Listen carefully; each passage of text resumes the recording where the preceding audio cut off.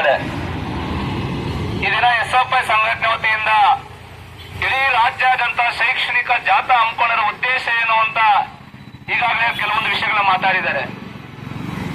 ಸ್ನೇಹಿತರೆ, ಇವತ್ತು ಇಡೀ ಕರ್ನಾಟಕ ರಾಜ್ಯದಲ್ಲಿ ಕಳೆದ 11 ವರ್ಷಗಳಲ್ಲಿ 25,000 ಸರ್ಕಾರಿ ಶಾಲೆಗಳನ್ನ ಕರ್ನಾಟಕ ರಾಜ್ಯ ಸರ್ಕಾರ ಮುಚ್ಚಿದೆ. ಇವತ್ತು ಗ್ರಾಮೀಣ ಪ್ರದೇಶಗಳಲ್ಲಿ ಯಾರೆಲ್ಲ ರೈತರ ಮಕ್ಕಳು, ಕಾರ್ಮಿಕರ ಮಕ್ಕಳು ವಿದ್ಯಾಭ್ಯಾಸ ಮಾಡ್ತಾ ಇದ್ದಾರೋ ಅಂತ ಮಕ್ಕಳಿಗೆ ಇವತ್ತು ಖಾಸಗಿ ಶಾಲೆಗಳಲ್ಲಿ ವಿದ್ಯಾಭ್ಯಾಸ ಮಾಡಕ್ಕಾಗೋದಿಲ್ಲ ಅಂತ ಇವತ್ತು ಎಷ್ಟೋ ಶಾಲೆಗಳನ್ನು ಇವತ್ತು ಸರ್ಕಾರ ಮುಚ್ಚಿದೆ. ಅದರ ಜೊತೆಗೆ ಇಡೀ ಕರ್ನಾಟಕದಲ್ಲಿ ಇವತ್ತು ಹಾಸ್ಟೆಲ್ ಇವತ್ತು ಸರಿಯಾದ ಮೂಲಭೂತ ಸೌಕರ್ಯಗಳಿಲ್ಲ. ಸರ್ಕಾರ ಮೆನು ಪ್ರಕಾರ ಊಟ ಕೊಡ್ತಾ ಇಲ್ಲ, ಹಾಸ್ಟೆಲ್ ವಾರ್ಡನ್ ಇಲ್ಲ, ಹಾಸ್ಟೆಲ್ ಸಿಸಿ ಕ್ಯಾಮೆರಾ ಇಲ್ಲ, ಹಾಸ್ಟೆಲ್ ಸರಿಯಾಗಿ ಬೆಡ್ ಕೊಡ್ತಾ ಇಲ್ಲ. ಇವೆಲ್ಲ ಕೂಡ ಹಾಸ್ಟೆಲ್ ವಿದ್ಯಾರ್ಥಿಗಳ ಸಮಸ್ಯೆಗಳು ಎದುರಿಸ್ತಾ ಇದ್ದಾರೆ. ಹಾಗಾದ್ರೆ ಇವತ್ತು ಕರ್ನಾಟಕ ರಾಜ್ಯ ಸರ್ಕಾರ ಒಬ್ಬ ವಿದ್ಯಾರ್ಥಿಗೆ ಅಂತ ದಿನಕ್ಕೆ 60 ರೂಪಾಯಿ ಮಾತ್ರ ಊಟ ಸರ್ಕಾರದಿಂದ ಕೊಡ್ತಾ ಇದೆ, 1,250 ರೂಪಾಯಿ ತಿಂಗಳಿಗೆ. ಇವತ್ತು ಜೈಲಲ್ಲಿರುವ ಕೈದಿಗಳಿಗೆ ದಿನಕ್ಕೆ 90 ರೂಪಾಯಿ ಊಟ ಕೊಡ್ತಾ ಇದ್ದಾರೆ. ಎಸ್ಎಫ್ಐ ಪ್ರಶ್ನೆ ಮಾಡ್ತಾ ಇದ್ದೀವಿ, ಜೈಲಲ್ಲಿರುವ ಕೈದಿಗಳಿಂತೂ ಈಗಾಗಲೇ ಹಾಸ್ಟೆಲ್ ವಿದ್ಯಾರ್ಥಿಗಳು ಕಡೆಗಣಿಸ್ತಾ ಇದ್ದಾರೆ. ಆ ಕಾರಣಕ್ಕಾಗಿ ಇಡೀ ರಾಜ್ಯದಂತ ವಿದ್ಯಾರ್ಥಿಗಳು ಮತ್ತು ಹಾಸ್ಟೆಲ್ ಯಾರೆಲ್ಲ ಓದ್ತಾ ಇದ್ರು ಒಬ್ಬ ವಿದ್ಯಾರ್ಥಿಗೆ ಒಂದು ತಿಂಗಳಿಗೆ 4,500 ಆಹಾರ ಭತ್ಯೆ ಕೊಡಬೇಕು ನಮ್ಮ ಡಿಮ್ಯಾಂಡ್ ಇದೆ. ಅದು ಸರ್ಕಾರ ಇದುವರೆಗೂ ಸ್ಪಂದಿಸಿಲ್ಲ. ಇವತ್ತು ಕರ್ನಾಟಕ ರಾಜ್ಯದಲ್ಲಿ ಎನ್ಇಪಿ ನ್ಯಾಷನಲ್ ಎಜುಕೇಶನ್ ಪಾಲಿಸಿ ಪ್ರಾರಂಭ ಆಯಿತು. ಎಸ್ಎಫ್ಐ ಇಡೀ ದೇಶಾದ್ಯಂತ ಎನ್ಇಪಿ ಬೇಡ, ಎನ್ಇಪಿ ಕೊಡಬೇಕು ದೊಡ್ಡ ಮಟ್ಟದಲ್ಲಿ ಹೋರಾಟ ಮಾಡಿದೆ. ಇದೇ ಕರ್ನಾಟಕದಲ್ಲಿ 2021ರಲ್ಲಿ ಬಿಜೆಪಿ ಸರ್ಕಾರ ಎನ್ಇಪಿಯನ್ನ ಜಾರಿ ಮಾಡಲು ಎಸ್ಎಫ್ಐ ಹೋರಾಟದಿಂದ ಇದೇ ಕಾಂಗ್ರೆಸ್ ಸರ್ಕಾರ, ಸಿದ್ದರಾಮಯ್ಯ ಸರ್ಕಾರ 2024 ಬೆಳಗಾವಿ ಅಧಿವೇಶನದಲ್ಲಿ ಎನ್ಇಪಿಯನ್ನು ವಾಪಸ್ ತಗೊಂಡ್ರು. ಆದರೆ ಕರ್ನಾಟಕ ರಾಜ್ಯದಲ್ಲಿ ಇದುವರೆಗೂ ಕೂಡ ಯಾವ ವಿದ್ಯಾರ್ಥಿಗಳು ಸ್ಕಾಲರ್ಶಿಪ್ ಬಿಡುಗಡೆ ಆಗಿಲ್ಲ. ಕರ್ನಾಟಕದಲ್ಲಿ 29 ಸರ್ಕಾರಿ ವಿಶ್ವವಿದ್ಯಾಲಯಗಳಲ್ಲಿ ಇದುವರೆಗೂ ಮಾಸ್ ಕಾರ್ಡ್ ಪ್ರಿಂಟ್ ಆಗಿಲ್ಲ. ಒಂದು ಕಡೆ ಎಜುಕೇಶನ್ ಮಿನಿಸ್ಟರ್ ಮಾತಾಡಿದ್ರೆ ಇಡೀ ವಿದ್ಯಾರ್ಥಿಗಳಿಗೆ ಡಿಜಿಟಲ್ ನಕಲ್ ಮಾಸ್ ಕಾರ್ಡ್ ಕೊಡ್ತೀವಿ ಅಂತ ಹೇಳ್ತಾ ಇದ್ದಾರೆ. ಸ್ವಾಮಿ, ನಾವು ಕೇಳ್ತಾ ಇದೀವಿ ಎಸ್ಎಫ್ಐ ಸಂಘಟನೆಯಿಂದ 2022ರಲ್ಲಿ ಗವರ್ನರ್ ಆದೇಶ ಮಾಡಿದ್ದಾರೆ, ಇಡೀ ಕರ್ನಾಟಕದ ಎಲ್ಲ ವಿಶ್ವವಿದ್ಯಾಲಯಗಳಲ್ಲಿ ಆಫ್ಲೈನ್ ಮಾಸ್ ಕಾರ್ಡ್ ಕೊಡಬೇಕು, ಡಿಜಿಟಲ್ ನಕಲ್ ಮಾಸ್ ಕಾರ್ಡ್ ಕೊಡಬೇಕು ಡಿಮ್ಯಾಂಡ್ ಇದೆ. ಯಾವ ವಿಶ್ವವಿದ್ಯಾಲಯ ಇದುವರೆಗೂ ಪ್ರಿಂಟ್ ಆಗಿಲ್ಲ. ನಾವು ಮುಂದೆ ಎಂ.ಕಾಮ್ MBA ಡಿಗ್ರಿ ಎಜುಕೇಶನ್ ಹೋಗ್ಬೇಕಂದ್ರೆ ಮಾಸ್ ಕಾರ್ಡ್ ಇರದೆ 1 ವರ್ಷ 2 ವರ್ಷ ಮನೆಯಲ್ಲಿ ಕೂರುವ ಪರಿಸ್ಥಿತಿ ನಿರ್ಮಾಣ ಆಗಿದೆ. ಇವತ್ತು ಎಸ್ಎಫ್ಐ ಕೇಳ್ತಾ ಇದ್ದೇವೆ, ಇಡೀ ರಾಜ್ಯಾದ್ಯಂತ ಹೆಣ್ಣು ಮಕ್ಕಳಿಗೆ ಸೂಕ್ತ ರಕ್ಷಣೆ ಇಲ್ಲ, ದಿನನಿತ್ಯ ಹೆಣ್ಣು ಮಕ್ಕಳ ಅತ್ಯಾಚಾರ ಪುರಾಗ್ತಾ ಇದೆ. ಇಂಥವರ ವಿರುದ್ಧ ಕಠಿಣ ಶಿಕ್ಷೆ ಸರ್ಕಾರ ಜಾರಿ ಮಾಡ್ತಾ ಇಲ್ಲ. ನಿಮಗೆಲ್ಲ ಗೊತ್ತಿದೆ, 2003ರಲ್ಲಿ ಧರ್ಮಸ್ಥಳದಲ್ಲಿ ಸೌಜನ್ಯ ಕೊಲೆ ಪ್ರಕರಣ ಇತ್ತು. ಅವತ್ತಿನ ಸರ್ಕಾರ, ಅವತ್ತಿನ ಪೊಲೀಸ್ ಇಲಾಖೆ ಸಂತೋಷ್ ಅಂತ ಆರೋಪಿ ಅಂತ ಅರೆಸ್ಟ್ ಮಾಡಿದ್ರು. ಅದೇ ನ್ಯಾಯಾಲಯದಲ್ಲಿ 2024ರಲ್ಲಿ ಸಂತೋಷ್ ರಾವ್ ನಿರಪರಾಧಿ ಅಂತ ಬಿಡುಗಡೆ ಆಗಿದ್ದಾರೆ. ಹಾಗಾದ್ರೆ ಸೌಜನ್ಯ ಮೇಲೆ ಅತ್ಯಾಚಾರ ಆರೋಪಿಗಳು ಯಾರು ಅಂತ ಇವತ್ತು ಎಸ್ಎಫ್ಐ ಸಂಘಟನೆ ಪ್ರಶ್ನೆ ಮಾಡ್ತಾ ಇದ್ದಾರೆ. ಸರ್ಕಾರ ಕೈಲಿ ಅವನ್ನ ಅರೆಸ್ಟ್ ಮಾಡೋರಿಗೆ ಶಿಕ್ಷೆ ಹಾಕಿ ಇವತ್ತು ಸರ್ಕಾರ ಕೈಲಿ ಆಗ್ತಾ ಇಲ್ಲ. ಎಷ್ಟಾದರೂ ಇವತ್ತು ಬಡ ಹೆಣ್ಣು ಮಕ್ಕಳು ನ್ಯಾಯ ಸಿಗ್ತಾ ಇಲ್ಲ. ಇವತ್ತು ಇತ್ತೀಚೆಗೆ ರಾಮನಗರದಲ್ಲಿ, ಬೆಂಗಳೂರು ರಾಮನಗರದಲ್ಲಿ 2 ಶಿಕ್ಷಕರು ಹೆಣ್ಣು ಮಕ್ಕಳ ಮೇಲೆ ಅತ್ಯಾಚಾರ ಮಾಡಿದ್ರು, ಆ ಮಗುವಿಗೆ ನ್ಯಾಯ ಸಿಗಲಿಲ್ಲ. ಇವತ್ತು ವಸತಿ ಶಾಲೆಗಳ ಪರಿಸ್ಥಿತಿ ಏನಾಗಿದೆ? ಇವತ್ತು ಸಮಾಜ ಕಲ್ಯಾಣ ಸಚಿವರ ಮಹದೇವಪ್ಪರಿಗೆ ನಾಚಿಕೆ ಆಗಬೇಕು. ಇವತ್ತು ವಸತಿ ಶಾಲೆಗಳಲ್ಲಿ ಇವತ್ತು ವಿದ್ಯಾರ್ಥಿಗಳನ್ನ ಬಿಟ್ಟು ಮಾಡೋ ಕೆಲಸ ಮಾಡ್ಕೊಂತಾರೆ. ಕೋಲಾರಲ್ಲಿ ಯಾದಗಿರಿಯಲ್ಲಿ 7ನೇ ತರಗತಿ ಓದುವಂತ ಒಬ್ಬ ವಿದ್ಯಾರ್ಥಿನಿ 7 ತಿಂಗಳು ಒಂದು ಮಗುವಿಗೆ ಜನ್ಮ ಕೊಡ್ತಾರಂದ್ರೆ ನೀವೇನು ಪ್ರಾಂಶುಪಾಲ, ವಸತಿ ಶಾಲೆ ಪ್ರಾಂಶುಪಾಲರು, ವಸತಿ ಶಾಲೆ ಓದನ್ನು ಏನ್ ಕೆಲಸ ಮಾಡ್ತಾ ಇದ್ರಿ ನೀವು? ಇವತ್ತು ಸರಿಯಾಗಿ ಇವತ್ತು ಹಾಸ್ಟೆಲ್ಗಳಲ್ಲಿ ಯೂನಿವರ್ಸಿಟಿಗಳಲ್ಲಿ ಇವತ್ತು ಆರೋಗ್ಯ ಭದ್ರತೆ ಇಲ್ಲ.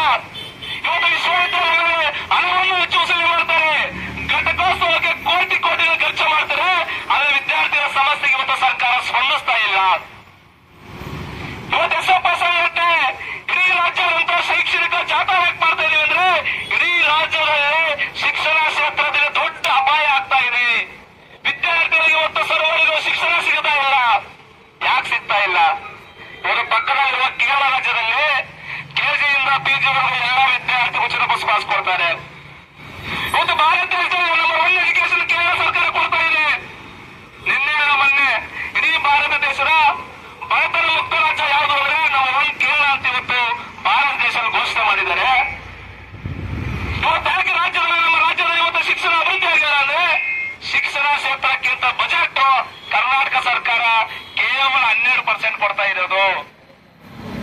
ಇವತ್ತು ಕೇರಳ ರಾಜ್ಯದಲ್ಲಿ ಎಷ್ಟು ಕೊಡ್ತಾ ಇದ್ದಾರೆ? 24 ಇಂದ 25% ಶಿಕ್ಷಣ ಕ್ಷೇತ್ರ ಕೊಡ್ತಾ ಇದ್ದಾರೆ. ಶಿಕ್ಷಣ ಕ್ಷೇತ್ರ ಅಭಿವೃದ್ಧಿ ಆಗಬೇಕು, ವಿದ್ಯಾರ್ಥಿಗಳು ಒಳ್ಳೆ ವಿದ್ಯಾಭ್ಯಾಸ ಮಾಡಬೇಕು ಅಂತ ಸರ್ಕಾರ ಕೊಡ್ತಾ ಇದ್ದಾರೆ. ಈ ಕಾಂಗ್ರೆಸ್ ಸರ್ಕಾರಕ್ಕೆ ಕೊಡಕ್ಕೆ ಇವತ್ತು ಯೋಗ್ಯತೆ ಇಲ್ಲ. ಇವತ್ತಿಡೀ ಕರ್ನಾಟಕದಲ್ಲಿ ನಾವು ಎಜುಕೇಶನ್ ಮಾಡ್ತಾ ಇದ್ದೀವಿ.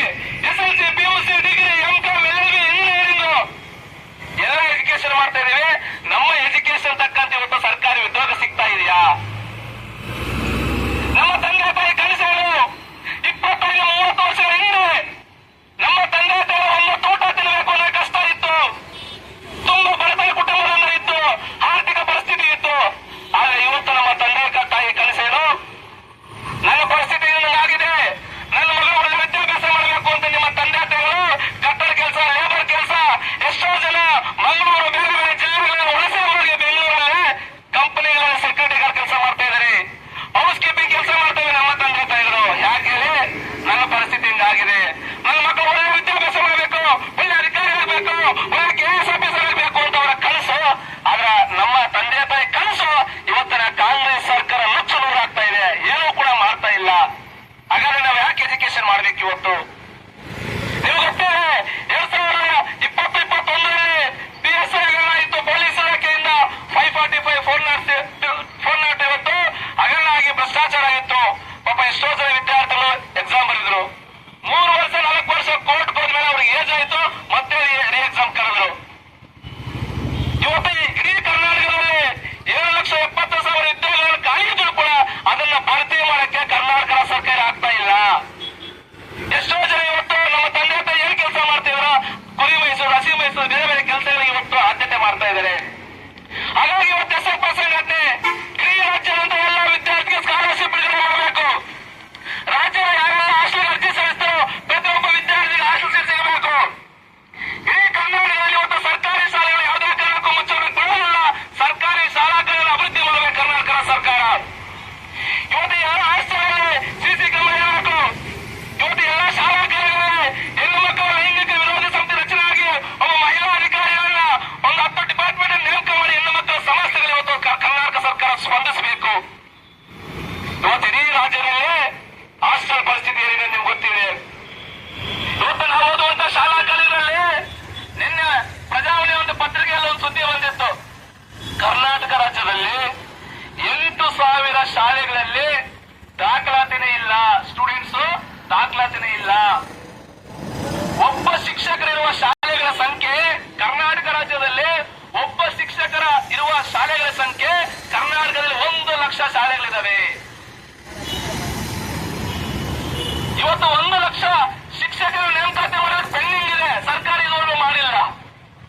ಹಾಗಾಗಿ ಇವತ್ತು ಯಾಕೆ ಇವತ್ತು ಸರ್ಕಾರಿ ಶಾಲೆಗಳು ಮುಚ್ಚುವ ಪರಿಸ್ಥಿತಿ ಬರುತ್ತಂದ್ರೆ, ಸರ್ಕಾರಿ ಶಾಲಾಗಳಲ್ಲಿ ಮೂಲಭೂತ ಸೌಕರ್ಯಗಳಿಲ್ಲ, ಕುಡಿಯಕ್ಕೆ ನೀರಿರಲ್ಲ, ಶೌಚಾಲಯಗಳಿರಲ್ಲ, ಒಬ್ಬ ಶಿಕ್ಷಕರಿರ್ತಾರೆ, ಆಟದ ಮೈದಾನ ಇರಲ್ಲ, ಗ್ರಂಥಾಲಯ ಇರೋದಿಲ್ಲ. ಹಾಗಾಗಿ ಇವತ್ತು ವಿದ್ಯಾರ್ಥಿಗಳು ಸರ್ಕಾರಿ ಶಾಲೆಯಲ್ಲಿ ಓದಕ್ಕೆ ಆಗ್ತಾ ಇಲ್ಲ. ಹಾಗಾಗಿ ಇವತ್ತು ಖಾಸಗಿ ಶಾಲೆಯಲ್ಲಿ ವಿದ್ಯಾಭ್ಯಾಸ ಮಾಡಬೇಕಂದ್ರೆ ಇವತ್ತು ಡೊನೇಷನ್ ಅವಳಿ ಹೆಚ್ಚಾಗಿದೆ. ಲಕ್ಷಗಳು ಇವತ್ತು ವಸೂಲಿ ಮಾಡ್ತಾ ಇದ್ದಾರೆ. ಯಾರು ಕೇಳೋರಿಲ್ಲ, ಹೇಳೋರಿಲ್ಲ. ಆ ಕಾರಣಕ್ಕಾಗಿ ಇವತ್ತು SFI ಸಂಘಟನೆ ಇಡೀ ರಾಜ್ಯಾದ್ಯಂತ ವಿದ್ಯಾರ್ಥಿಗಳ ಶೈಕ್ಷಣಿಕ ಸಮಸ್ಯೆ ಇಟ್ಕೊಂಡು ಇವತ್ತು ಜಾಥಾ ಮಾಡ್ತಾ ಇದ್ದೀವಿ. ನಾವೇನೋ SFI ಸಂಘಟನೆ ಸುಮ್ಮನೆ ಟೈಮ್ ಪಾಸ್ ಮಾಡ್ತಾ ಇರೋದಲ್ಲ. ಇವತ್ತು ದಾವಣಗೆರೆ, ಲಗೋರಿ, ಬೇರೆಕ್ಕಿಂತ ಪ್ರಾರಂಭ ಜಾಥಾ ಇದೆ. ಸ್ನೇಹಿತರೆ, ಇವತ್ತು ಇಡೀ ರಾಜ್ಯದಂತ ಎಲ್ಲ ಜಿಲ್ಲೆಗಳಲ್ಲಿ ಸಾವಿರಾರು ಸಂಖ್ಯೆಯ ವಿದ್ಯಾರ್ಥಿಗಳು ಇವತ್ತು ಕೆಲಸ ಮಾಡಿ ಸ್ಟೂಡೆಂಟ್ ಸಮಸ್ಯೆ ಇಟ್ಕೊಂಡು ಇವತ್ತು SFI ಸಂಘಟನೆ ಕೇವಲ ಮಂಗಳೂರು ಅಥವಾ ಬೆಂಗಳೂರಲ್ಲ, ಕಾಶ್ಮೀರದಿಂದ ಕನ್ಯಾಕುಮಾರಿವರೆಗೂ ಇಡೀ ವಿದ್ಯಾರ್ಥಿಗಳು ಮತ್ತೆ ಕೆಲಸ ಮಾಡಿಕೊಂಡು ಇವತ್ತು SFI ಸಂಘಟನೆ